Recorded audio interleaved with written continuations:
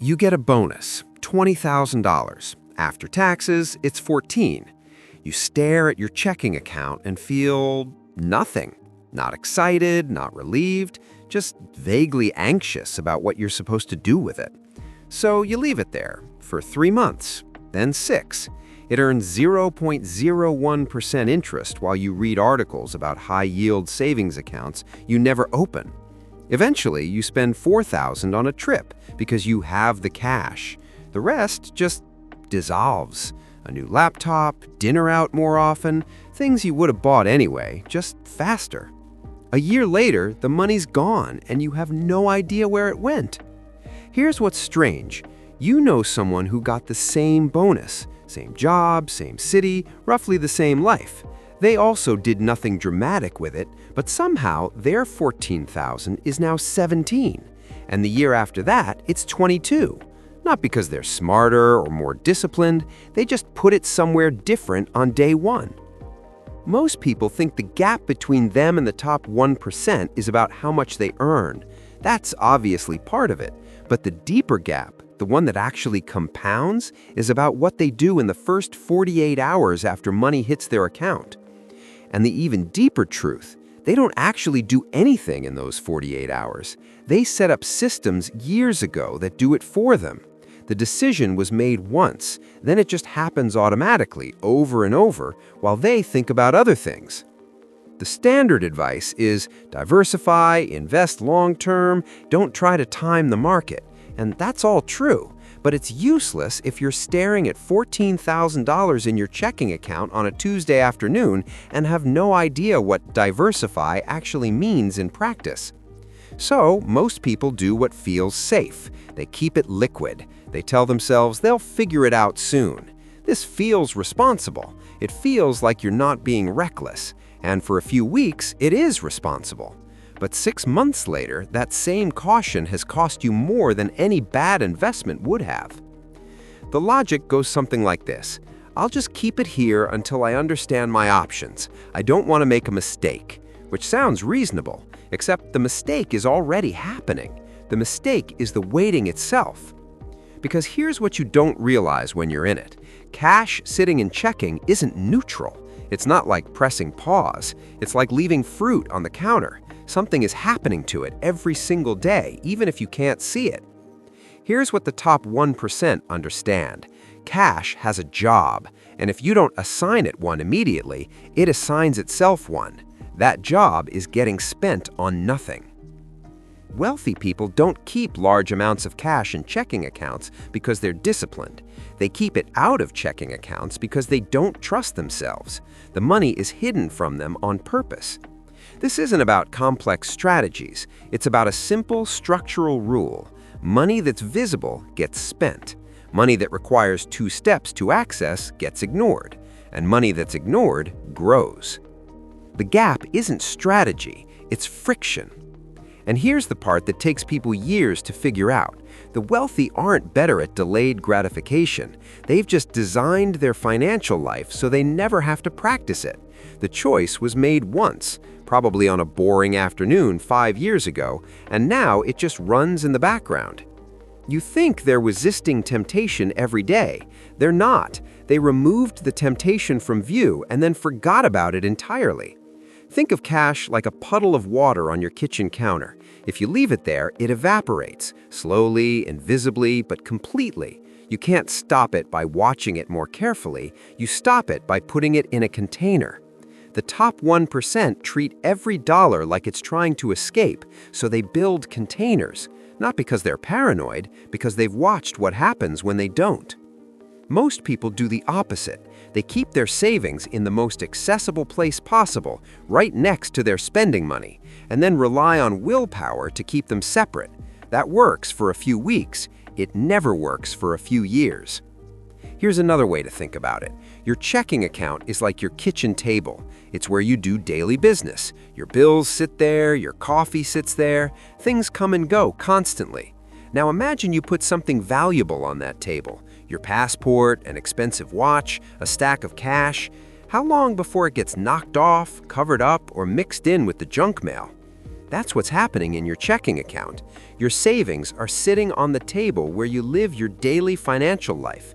They're not safe there, not because someone's going to steal them, because they're going to get absorbed into the ambient chaos of regular spending. There's a reason this happens. When you can see your savings, you recalibrate what normal spending feels like. Your brain sees a larger number and adjusts, not consciously, not dramatically, just enough that a $200 dinner stops feeling like a decision and starts feeling like a rounding error. This is why windfalls disappear, not because people go crazy, because their mental baseline shifts and they don't notice. You make the same number of small purchases as before, but each one is slightly larger. You upgrade from the $12 lunch to the $18 lunch. You say yes to the $60 concert tickets instead of thinking about it. None of these feel significant, but over 6 months, they add up to thousands. Wealthy people avoid this by making their money inconvenient to access, not impossible, just annoying. They don't keep $50,000 in checking just in case. They keep $5,000 in checking and $45,000 somewhere that requires a phone call, a transfer, and a 2-day wait. That 2-day wait is the entire strategy. It's long enough to ask, do I actually need this, or does it just feel like I do?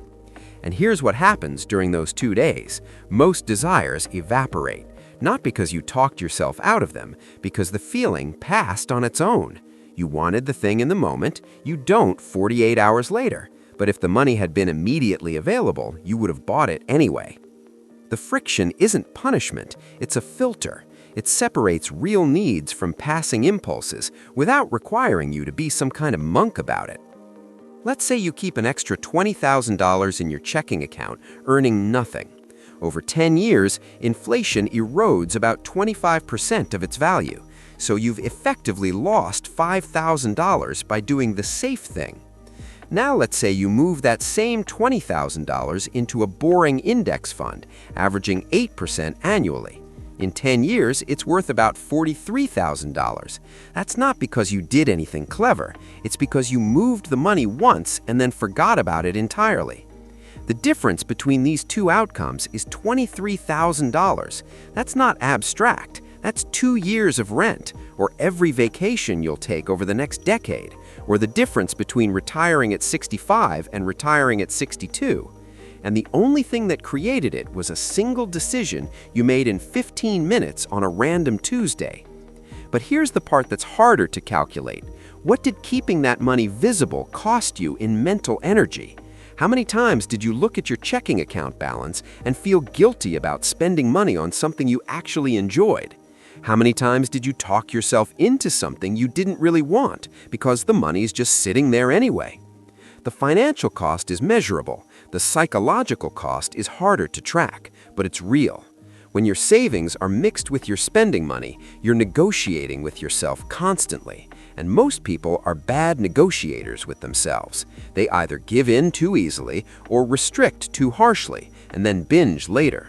Once you've done this a few times, something changes. You stop seeing cash as something to hold and start seeing it as something to assign. Your internal question shifts from "how much do I have?" to "where is this working?" This sounds like a minor distinction. It's not, because the first question makes you feel anxious, the second makes you feel in control. People who feel in control of their money make different choices than people who feel anxious about it. They're less likely to spend impulsively, less likely to ignore their finances entirely, less likely to wake up 5 years later wondering where it all went. The identity shift isn't "I'm wealthy now," it's "I'm the kind of person who doesn't leave money in places where it evaporates." And once that shift happens, other things change too. You stop comparing yourself to people based on what they spend. You start noticing who has systems versus who has income. Those are different things. You can have a high income and no systems. That person is always stressed about money. Or you can have a modest income and good systems. That person sleeps fine. The wealthiest people you know probably aren't the ones posting about their purchases. They're the ones who set something up 7 years ago and haven't thought about it since. This applies to everything. your next raise, your tax refund, that $3,000 you've been meaning to do something with for 8 months. The mistake is thinking you need a plan. You don't. You just need a default. The top 1% don't have better plans, they have better defaults. Their default is new money gets moved somewhere else within 48 hours. Not invested in something risky, not locked up forever, just moved out of checking and into a place where it requires one extra step to access. That extra step is the difference, because most purchases don't survive friction. You think you want something until you have to wait 2 days for it. Then you realize you didn't actually want it, you just wanted the feeling of wanting it. And here's what this looks like in practice. You get your paycheck. Before you see it, 20% is already gone, automatically transferred to 3 different accounts you've named things like ignore this or future me. You never see that money, you never miss it, because your lifestyle calibrated to the amount that hits your checking account, not the amount you technically earn. The biggest mistake people make is thinking this sounds cold or joyless, like you're depriving yourself. But here's what actually happens. When your savings are hidden, you stop thinking about them, which means you stop feeling guilty every time you spend money on something you enjoy. You buy the nice dinner because you want it, not because you're trying to justify it against a checking account balance you've been staring at all week. Here's the thing nobody tells you. The hard part isn't setting this up. The hard part is the first 3 months after you do. Because suddenly your checking account balance looks smaller. Not actually smaller, you have the same amount of total money, but it looks smaller because you can't see the rest, and your brain panics a little. You start checking your accounts more often. You wonder if you made a mistake. This is the moment most people undo everything. They see the lower balance, get nervous, and move the money back. Then they tell themselves, I'll try this when I'm earning more. But that's backward. The reason to do this now is because your checking account balance makes you nervous. That nervousness is information. It's telling you that you've been living too close to your total resources, that any disruption, a car repair, a medical bill, a layoff, would create a crisis. You don't need to become a different person. You don't need to stop enjoying your life. You just need to add 15 minutes of friction between your money and your ability to spend it. The top 1% aren't better at resisting temptation. They've just built a system where temptation doesn't show up in the first place. Move the money, make it annoying to access, then forget about it. That's the whole strategy, and it works because it doesn't require you to change who you are. It just requires you to change where your money sits while you're not looking at it. The gap between you and someone with twice your net worth might not be effort, it might just be location. Their money is in a different place, and that difference, compounded over 10 years, is the gap. You can close it, not by earning more or wanting it more, just by moving the money once and then letting time do what time does. The decision takes 15 minutes. The results take 10 years. Most people never make it because they're waiting for the perfect moment or the perfect strategy. But the perfect moment was 6 months ago, and the perfect strategy is the one you'll actually use. So pick the simplest version that works, set it up this week, then let it run while you think about other things. That's what the top 1% did, and the only reason it worked for them is because they started.